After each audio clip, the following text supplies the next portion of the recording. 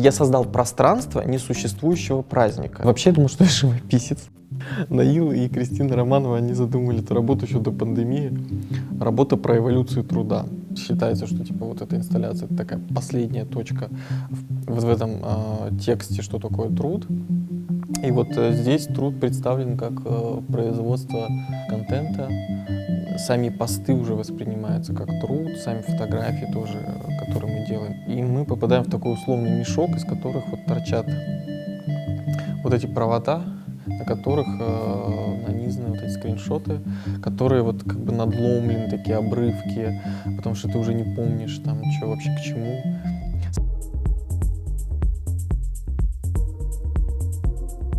В своих инсталляциях у меня есть несколько таких этапов, как я работаю с инсталляцией. Сначала я собираю контент. Контент — это такая, ну я так предлагаю такое определение, это такая недоинформация, то есть это не до картинка, не до видео, не до какой-то текст. Это контент, это то, что мы выбрасываем в сеть, в цифровую как бы среду и фиксируем свою реакцию на любое событие, там, на какие-то личные обстоятельства или на внешние обстоятельства, или мы участвуем в каких-то челленджах, или гражданских, или просто каких-то дурацких челленджах. И вот этот контент, который собирается, собственно, вот тоже он здесь в инсталляции, с этим контентом я дальше работаю, и я их выстраиваю из них некие пространства, задаю определенную какую-то смысловую точку, потому что сам по себе контент, он очень разношерстный, и из него нужно вытянуть тот смысл, который вот на данный момент меня там условно беспокоил. Самая первая инсталляция, можно сказать, что я сделал в детстве. Это я создал пространство несуществующего праздника. Оно у меня так и идет. То есть, как это выражалось? То есть, я придумал какой-то праздник, которого нет, и украшал пространство. То есть, там не предполагалось какое-то взаимодействие, кто-то должен, не предполагалось, что кто-то придет и будет это смотреть. Это обычно было на даче у бабушки, когда родители уходили. Я украшал, преобразовывал все пространство. И вот, собственно, вот это ощущение какого-то праздника, оно и осталось. И вот в дальнейшем, там первая такая самая главная работа — это «Пьяные признания», которые делали вместе в фонде Смирнова-Сорокина. Это такое пространство вечеринки. Вечеринка — это вообще про коммуникацию. Все мои работы — это про коммуникацию между людьми. Это такая основная для меня тема человеческих взаимоотношений.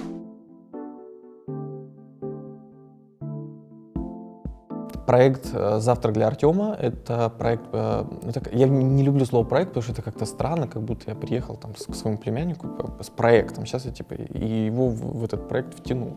Когда ему было 3 года, он приходил как бы ко мне в гости и видел в этом возможность не со мной пообщаться, ему было неинтересно со мной общаться, а пообщаться именно с гаджетом. То есть он просил или в телевизор включить, или он телефон просил, или ноутбук, и смотрел там мультики. В принципе, меня это устраивало абсолютно как бы точно, потому что как бы меня это не напрягало. Но в какой-то момент меня стало это раздражать, потому что это, я чувствовал, что я теряю как бы какой-то контакт с ним.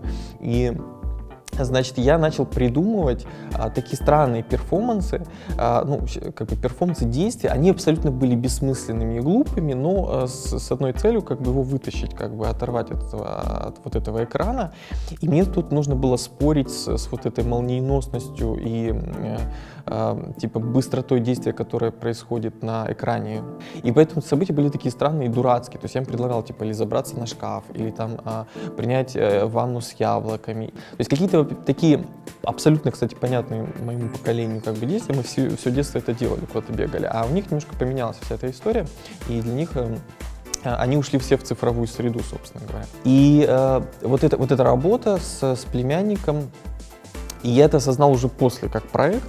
Уже после того, как я это все отснял, я посмотрел, что это какой-то набор странных картинок, и мы это показали с Аней Зайцевой с мультимедиа арт-музеем, уже показали в Москве, и дальше оно уже как-то транслировалось, и в принципе оказалось, что это дикая проблема, всем понятная, в общем, такая цифровизация детства.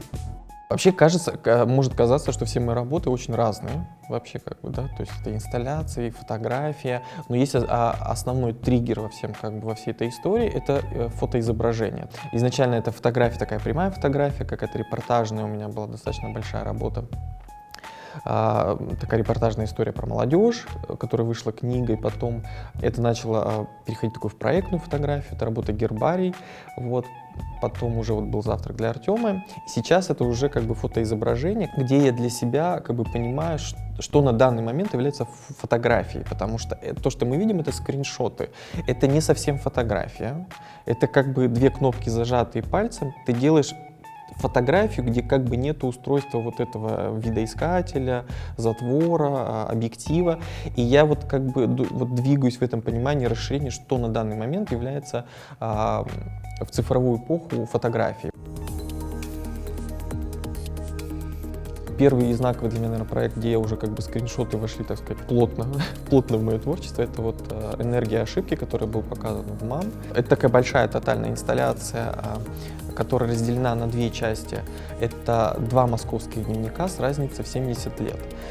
Первый московский дневник — это дневник Олега Черновского, это московский школьник, который жил в 1937 году. В России 1937 год — это начало становления и размаха репрессивного аппарата, и Олег был сыном расстрелянного. Но факт то, что в тот момент сложный, на нем уже была такая пометка, что он неблагонадежный. Он как бы с этой историей жил всю жизнь. Это первый дневник, он представлен в виде такой классической тетради, какие-то записанные от руки. И второй дневник — это мой московский дневник 2019 года, представленный в виде инсталляции и в виде скриншотов. То есть скриншот я уже как бы трактую как такую новую форму документа. Так мы запоминаем, так мы коллекционируем какие-то интересные вещи, то, что мы нашли, или свои какие-то наблюдений. У каждого есть огромное количество просто вот этих вот картинок на телефоне. И это, собственно, дневник. Почему вдруг вот эти два дневника я как бы свожу в одном пространстве? Казалось бы, 70 лет. Но нужно понимать, что мы живем в будущем Олега. Мы сейчас находимся в моменте становления такой цифровой диктатуры. То есть это цифровизация всех сфер жизни, и через которую у нас выманиваются определенные персональные данные. Я, к сожалению, хоть я и не хотел как бы этого вообще как бы предполагать, но я думаю, что действительно наш цифровой след очень сильно начнет через пару-десятку лет влиять на наше реальное физическое как бы пребывание здесь. То есть мы будем или ограничены в чем-то, или наоборот какие-то бонусы нам за это будут. Вот. И казалось бы, это мы открылись до Нового года, до начала пандемии. Вот это интересно. И я когда говорил об этом, я не думал, что через месяц, там, через полтора, мы окажемся в той ситуации, которую я предсказывал, потому что там был момент очень интересный, вот цифровые пропуска, то есть в Москве как бы можно было выехать только уже по цифровому пропуску, то есть само передвижение вдруг было обрезано, и то, что вот я изначально заявлял на выставке, я еще так говорил, помню, вот через 10 лет мы будем там ходить с пропусками, это произошло через полтора месяца, это было удивительно. И интересно, что в этой работе еще было несколько таких условных, не то что предсказаний, те вещи, которые совпали через пару месяцев с тем, что происходило во всем мире. Там было две работы. Это «Башня объятий». То есть там были такое объятия, где люди обнимаются. Естественно, объятия в условиях пандемии стали такой интересной метафорой, в то же время как бы вот этого желания уже обнять кого-то. Вот. И такой опасности, потому что объятие такая двойственность, как бы и открытость, в то же время опасность, что тебя могут заразить. И многие мечтали о том, что с кого-то потрогать, кто там один жил, что не хватало вот этой тактильности. И вот эта башня объятий, которая завершалась, кстати говоря, камерой, она очень точно попала именно в этот образ. И был еще балкон, как это ни странно, в «Энергии ошибки», он тоже, балкон закладывался как такой портал, где ты можешь выйти из этой цифровизации, из цифровой комнаты и как бы выйти и выдохнуть. Вот.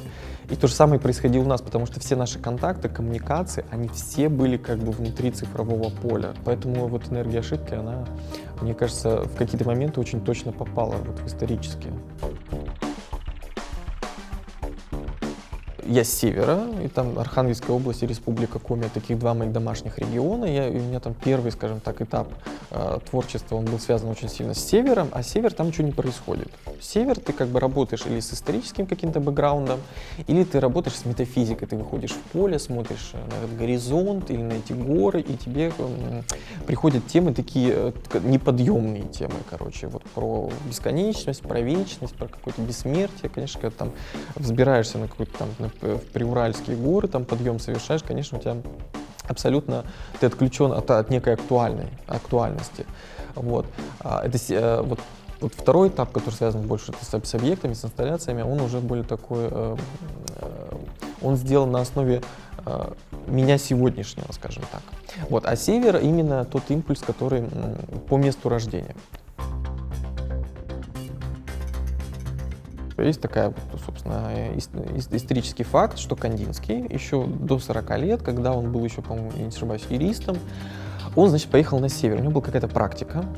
Значит, ему дали задание, там статистику нужно было какую-то сделать. Он поехал в Коми, тогда это был Усть-Сысольск город, не Сыктывкар.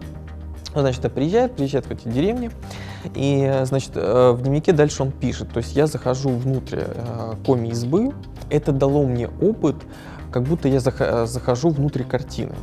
Нужно понимать, что Коми роспись, она геометрическая, там кружочки, квадратики. И с этого момента он как бы считается, и он сам как бы очень часто возвращается к этому факту, что вдруг, ну не вдруг, он начинает свой путь как художника. Вот эта точка изменения, которая повлияла же на всю мировую культуру. И мне вот эта точка была интересна, то есть мне интересно была эта изба, куда он зашел. Я, конечно, не нашел эту избу, но был населенный пункт, где он был, то есть туда можно съездить. И какие-то избы тех времен, они остались, они, в принципе, все одинаковые. Вот. И я, в общем, нашел одну такую избу и сделал такую серию светоинсталляций.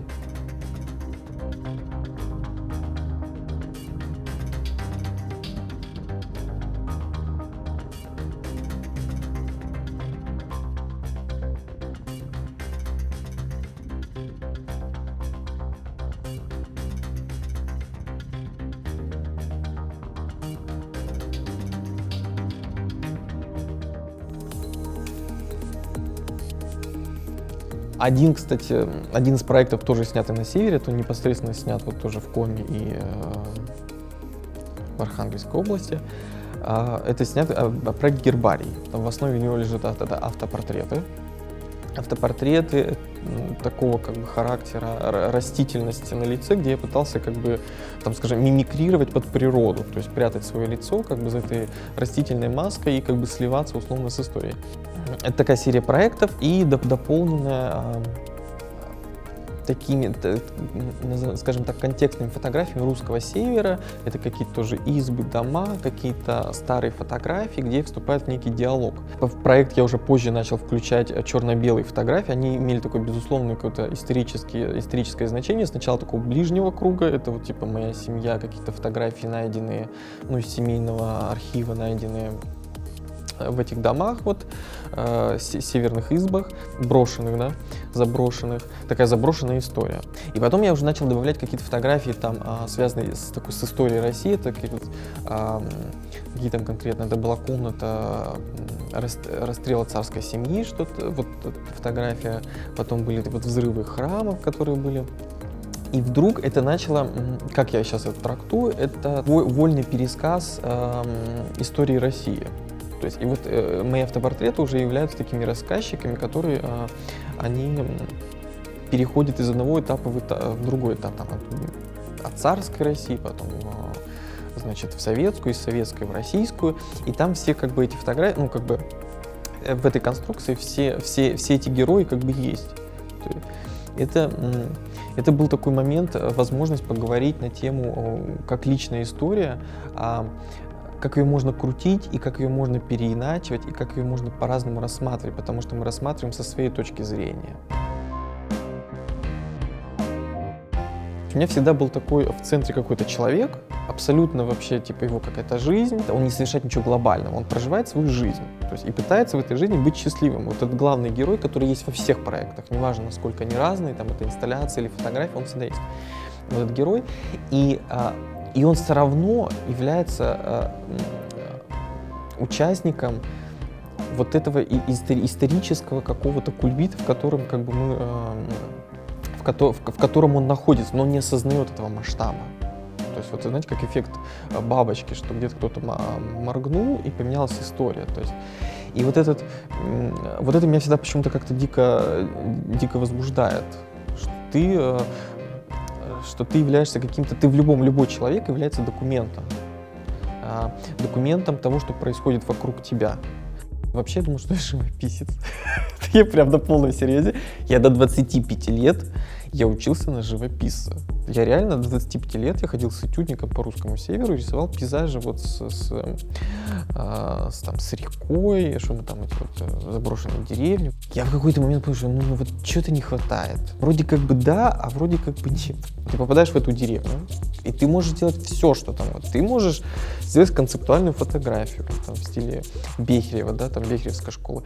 Ты можешь сделать там инсталляцию. Это тоже нужно определенное умение.